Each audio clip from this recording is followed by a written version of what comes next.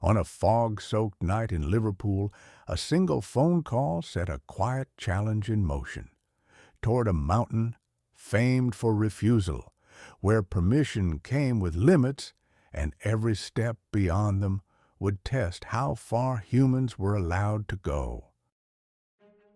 Hey, glad you're here. Welcome to the Himalayan Journals. Here on this channel, we bring to you real stories from century old field notes. We try to keep it simple and calm here. Think of it as a documented history of the Himalayas from the early 1900s, covering stories of indigenous wisdom, epic expeditions, and groundbreaking science passed on just as they were recorded. Subscribe, zone out, binge. It began on a wet October evening in Liverpool with fog shining on cobblestones and a hurried telephone call made from Lime Street Station. George Band had just returned from the Karakoram and wanted, before it was too late, to place his name forward for a reconnaissance of Kangchenjunga planned for the spring of 1955.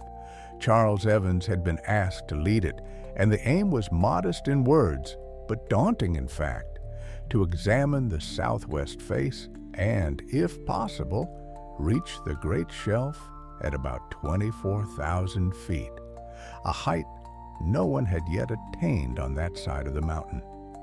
Kangchenjunga was already burdened with reputation. Earlier explorers had described its faces as almost deliberately constructed to repel human effort. The expedition knew these words well, yet pressed on. A compact team of 9 was chosen, 8 climbers and 1 doctor, supported by Sherpas led by Dawa Tensing. Preparations followed lessons learned on Everest: lighter oxygen sets, improved boots, and carefully planned food. On February 12th, the party sailed from Liverpool, crossed India, and gathered in Darjeeling, where Kangchenjunga stood 46 miles away, filling the northern horizon. Before entering Nepal, Evans traveled to Gangtok to speak with the Sikkim Durbar. Permission was granted on strict conditions: that the expedition would not desecrate the summit and would turn back once a route was assured. With this understanding, the march began on March 14th. Hundreds of porters carried loads along the Singalila Ridge and down into the jungles of Nepal. Storms came and went. Views of Everest and Makalu flashed briefly at dawn, and villages welcomed them with garlands and songs. At Ramsar, at 13,000 feet, the porters were paid off and acclimatization began. The work was slow and exacting. Supplies had to be arranged, heights measured, and camps established across broken glacier ground. Snow and wind battered Corner Camp, and avalanches were constant. Hardy's survey revealed that the highest point previously reached was lower than believed, leaving more untouched ground ahead. The route through the lower Icefall proved unstable and dangerous, its walls steep and overhanging.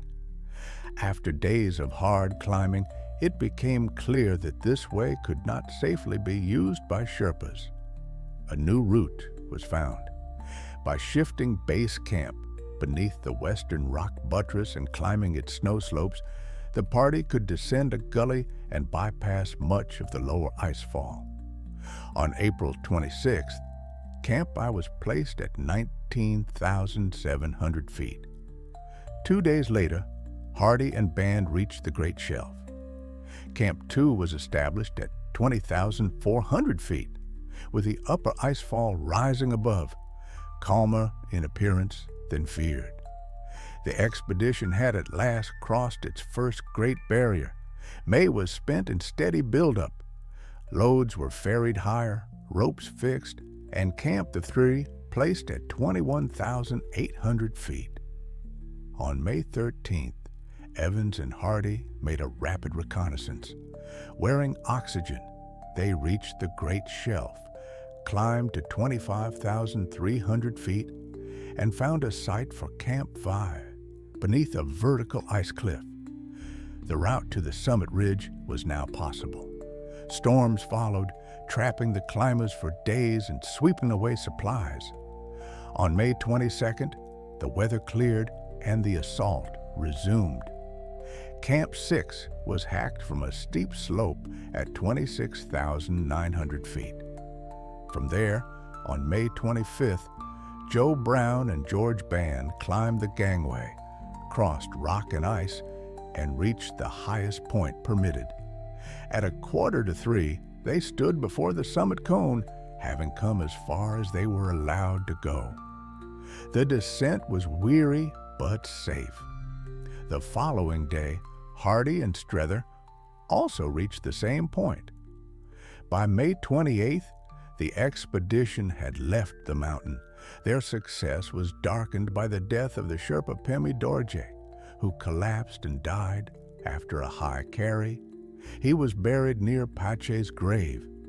Despite this loss, the expedition had found a route against expectation and returned not only with achievement, but with the bond of a team forged high on Kangchenjunga.